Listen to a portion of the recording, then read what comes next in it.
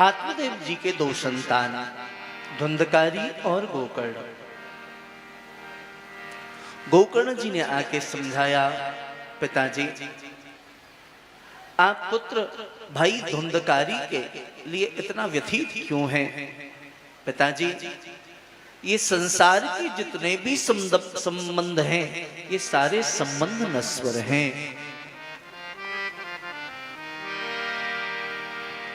जिसको आप पुत्र कह रहे हैं कभी ये आपका पिता होगा, आप कभी उनके पुत्र रहे होंगे। जब तक शरीर है तब तक यह संबंध है। देहस्ति मांस रुधिरे भिमतिमित जत्तम, ये रक्त रुधिर देह अस्थि मांस के पिंजर में जो आपका अहंकार है, जो ममता है, इसका परित्याग करिए। जाया सुता दिशुषदा ममता पत्नी पुत्र आदि में जो आपकी ममता, इसका परित्याग करें और भगवान नाम का आश्रय ले, जीवन आपका धन्य होगा। संत कहते हैं 10 मत्स्य पाठात, श्रीमद् भागवत के 10 लक्षण हैं। भागवत के 10 लक्षण हैं और अन्य जितने पुराण हैं 17 है, उन 17 पुराण के 5 लक्षण हैं। बहुत ध्यान से सुनना श्रोताओं। 17 पुराणों के 5 लक्षण हैं, लेकिन 18वां पुराण जो श्रीमद् भागवत है, भागवत के 10 लक्षण हैं। अत्र सर्गो विसर्गस्य स्थानं पोषणमूतय मनवन्तरे कथा निरोधो मुक्तिराश्रयः।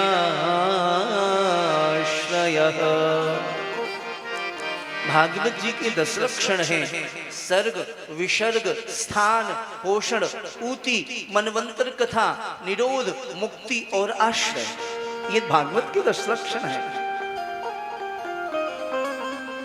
सूत जी महाराज कहते 10 मत्स्य पाठात, 10 लक्षण वाले श्रीमद् भागवत जी के पाठ का आश्रय लेकर के और अपने जीवन का त्याग किया है भजन करते करते आत्मदेव जी ने। इधर धुंधकारी और बिगड़ गए, धुंधकारी और बिगड़ गए। एक दिन किसी गणिका को किसी पुरुष के साथ संसर्ग करते हुए देख लिया। गणिका समझते हैं ना, वैश्या, पतित नारी। संत कहते हैं सर्वाधिक पाप आंख और कान के माध्यम से हृदय में उतरता है। महाराज नेत्र से जब गणिका के साथ संसर्ग करते हुए देखा, मन आसक्त हो गया, गणिका को घर में ले आए। धीरे धीरे धन खत्म हो गया, गणिका जाने लगी, क्योंकि गणिका को चाहिए क्या? ऐश्वर्य, पैसा बिन मात कहे पूत तो कपूत भयो, पैसा बिन सास कहे कहाँ को जमाई है। धन का बड़ा महत्व है सा। कृपा भगवान सूत जी सौनकादि ऋषियों से कहते हैं, एक दिन धन खत्म हुआ, इसने अपने पांडित्य कर्म का त्याग करके जो विरासत में पिता से मिले थे, डाकू का रूप धारण किया, काले वस्त्र काले घोड़े पर बैठ करके डाका डाल के धनोपार्जन करने लगा। गणिकाओं ने सोचा किसी न किसी दिन पकड़ा जाएगा, राजा पूछेंगे किसके लिए चोरी करते हो, तो ये कहेंगे इन गणिकाओं के लिए। तो राजा धुंधकारी को बाद में दंडित करेंगे, पहले मुझे दंडित करेंगे। गणिकाओं ने सोते हुए धुंधकारी के हाथ पैर बांध दिए, जलता हुआ अंगार लेकर के आई, मुख में डाल दीना है। जैसे मुख में डाला, धुंधकारी कराहने लगा, अरे छोड़ दे छोड़ दे, लेकिन नहीं, याद रखना कृतम कर्म शुभाशुभम,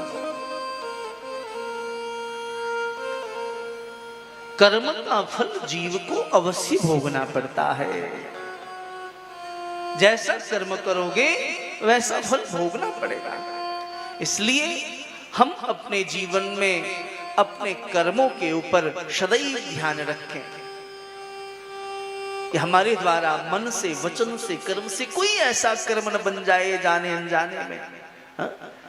ध्यान देखना, संसार का जो डंडा होता है ना, देखने में बड़ा तगड़ा होता है, लगता है तो आवाज भी बहुत जोर से आती है? कई बार हाथ पैर भी टूट जाते हैं संसार का डंडा लगता है तो, संसार के लोग मारे तो। पर कर्म का जो डंडा है ना, ये डंडा दिखता नहीं। प्यार से बोलिए जय श्री कृष्ण। कर्म का डंडा दिखता नहीं, लगता बड़ा जोर से है, और जब ये लगता है तो लोग खड़े भी नहीं हो पाते। इसलिए कर्म को हमें संभालना होगा। यह मत सोचे कि अकेले में हम पाप कर रहे हैं, यहां कौन देखेगा। अकेले में देखने वाला तो मेरा बिहारी जी बैठा है। उस समय तो और सावधान रहिए।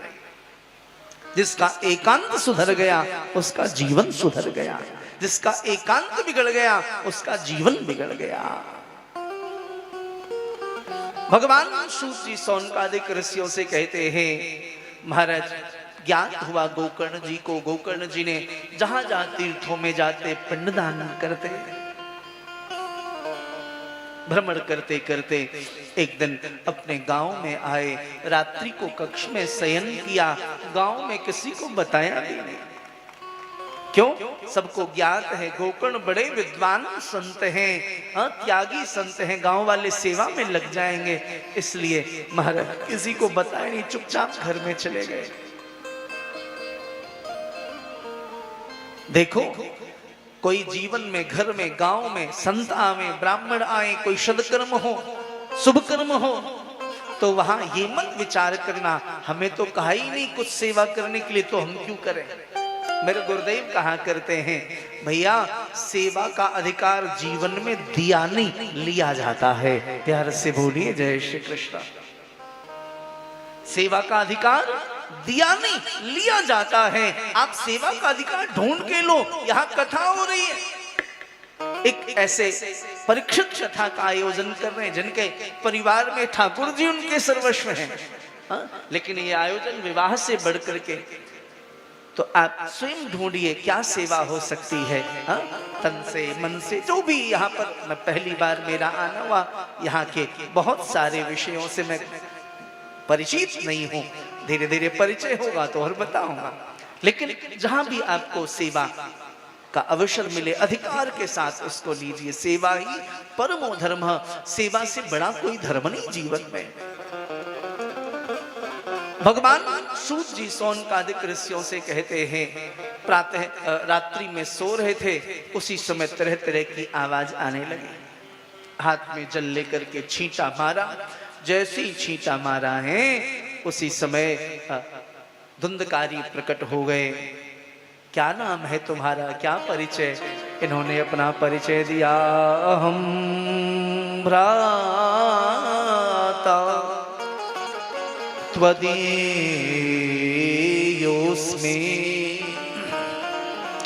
धुंधकारीति नामतः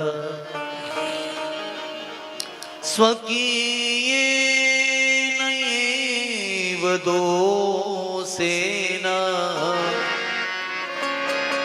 ब्रह्मत्वं नाशितं मया मया अहम भ्राता त्वदीयोस्मि धुंधकारीति नामतः। मैं आपका भाई, मेरा नाम है धुंधकारी। स्वकीयेनैव दोषेण ब्रह्मत्वं नाशितं मया। स्वकीय नहीं, परकिया नहीं, अपने पाप, मेरे द्वारा किए गए कुकर्मों के कारण मैं प्रेत बन गया। धुंधकारी जी ने कहा प्रेत बना। गोकर्ण जी ने कहा तेरे लिए कहां कहां पिंडदान नहीं किया, गया जी में, बद्रीनाथ जी में, फिर भी तू मुक्त नहीं हुआ। रुदन करते हुए बोले धुंधकारी, भैया एक बार नहीं 1000 बार गया जी में श्राद्ध करिएगा तब भी मैं मुक्त नहीं हो सकता। गया श्राद्ध सते नापी, गया जी में मैं मुक्त नहीं हो सकता, इतना बड़ा पापी हूं। प्रातः काल हुआ, संध्या करने के लिए उद्यत हुए। देखो आप में से बहुत लोग साधक बैठे हैं, ध्यान देना, दो संधि काल है, एक प्रातः काल का और एक सायं काल का। ये संधि काल है। संधि काल संधि के लिए होता है, संधि अर्थात आत्मा और परमात्मा के मिलन के लिए। इसलिए इन संधि कालों में साधना की बड़ी महिमा गाई गई है। जो प्रातः काल का संधि काल है, सूर्यास्त हो रहा हो, सूर्योदय हो रहा हो, चंद्रमास्त हो रहे हो, या सूर्यास्त हो रहे हो, चंद्रमा प्रमुदित हो रहे हो, इस समय भजन करने से अनंत गुणाधिक फल प्राप्त होता है। संध्या किया, सूर्य को जल दे रहे थे। सूर्यस्मामन्युष्यमन्युपतयस्मन्युकृतेभ्यः पापेभ्यो रक्षन्ताम् यद्रात्र्या पापमकारशं मनसा वाचा पद्भ्याम्। रथ की जो गति थी वह थम गई। क्या बात है? बोले सरकार, मेरे भाई की मुक्ति क्यों हो, कैसे हो? आकाशवाणी हुई, श्रीमद्भागवतान मुक्ति सप्ताहम वाचनम करो। भाई की मुक्ति चाहते हो तो श्रीमद्भागवत का आश्रय लो। गंगा द्वार समीपे तु तटमानंद मानकम।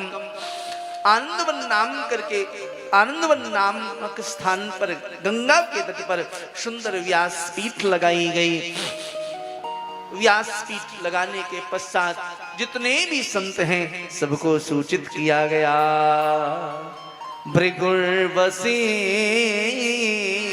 सवनस गौतमो मेधातिथिर्दैवलदैव रातो रामास्तथा गाधिसुतस्य साकलो मृकुंड पुत्रा त्रिजपिप्पलादा योगेश्वरो व्यास पराशरो च छाया सुको जाजलिजन्य मुख्या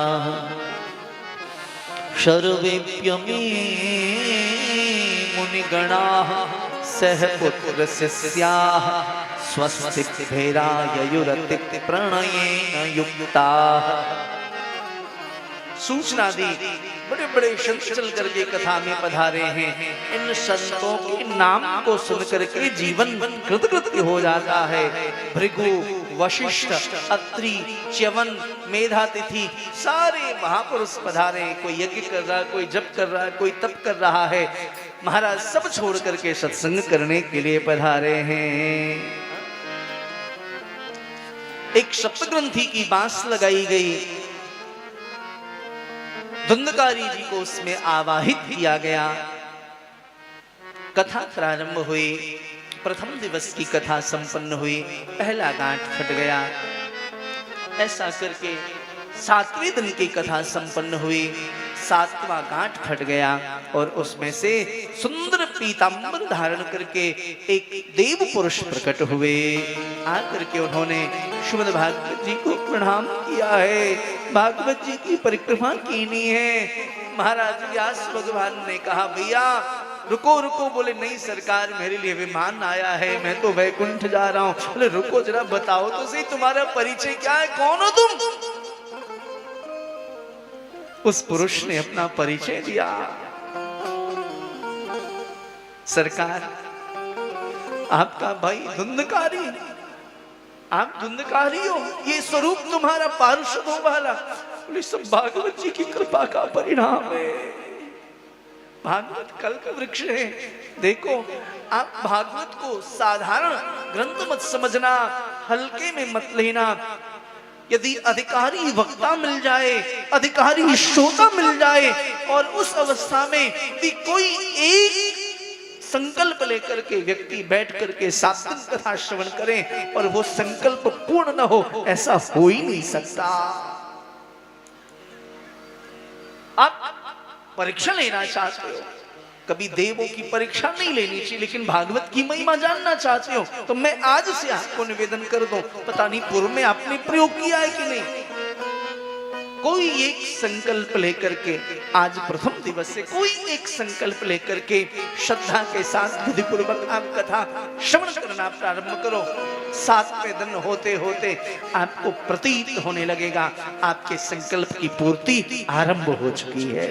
ये भागवत जी की महिमा, क्योंकि भागवत क्या है, ये कल्प वृक्ष है, और कल्प वृक्ष के नीचे बैठ करके यम यम चंदयते कामम, मार्कंडेय पुराण कहते हैं यम यम चंदयते कामम तम तम प्राप्नोति निश्चितम। यहाँ बैठ करके जो भी जीव कामना करता है वो शुद्ध हो जाता है। हाँ? ये भागवत जी की महिमा है। बोले कथा तुमने अकेले नहीं सुनी, कथा तो हजारों लोगों ने सुनी, फिर विमान सिर्फ तुम्हारे लिए क्यों आया? तो धुंधकारी जी ने कहा पिताजी सबके लिए विमान आता, सब बैठ करके वैकुंठ जाते, पर विमान सिर्फ मेरे लिए आया। क्यों? क्योंकि पिताजी मैंने भागवत जी की कथा को विधि पूर्वक श्रवण किया है, इसलिए मेरे लिए विमान आया।